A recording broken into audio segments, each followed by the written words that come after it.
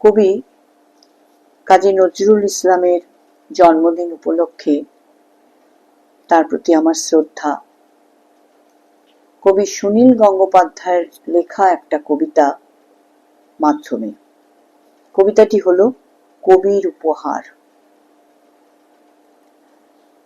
ছায়া সিনেমার মঞ্চে দাঁড়িয়ে আমার অল্প বয়স, 9 কি 11, হাত মুঠো করে চেঁচিয়ে পড়ছি কবিতা।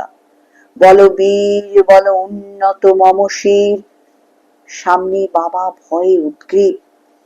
যদি ভুল করি, যদি মুখস্থ ফসকায়, আমি নির্ভয়। সেই সভাঘরে খুদে আবৃত্তিকার হাততালি কম পায়নি এবং একটা রূপোর মেডেল। বাংলার স্যার একদিন নিয়ে গেলেন কবির কাছে।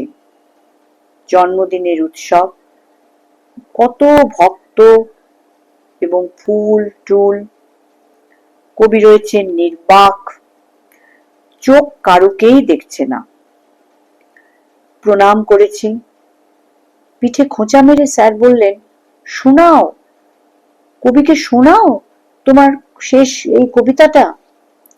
অন্য অনেক লোকেরা তারাও বলল, শোনাও খোকা, শুরু করো শুরু করো। কিন্তু আমার গলা থেকে আর বেরোলো না কোনো শব্দ। পালাতে পারলে বাঁচি, ভিড় ঠেলে কি করে কোথায় লুকোবো। ভয়ে লজ্জায় কুঁকড়ে মুকড়ে আমি যেন অদৃশ্য। অত গোলমাল, অত স্তব স্তুতি কবির সহ্য হলো না। গলার মালাটা এক টানে ছিঁড়ে দিলেন ছড়িয়ে ছিটিয়ে। একখানা ফুল ছিটকে পড়ল আমার বুকের ওপর।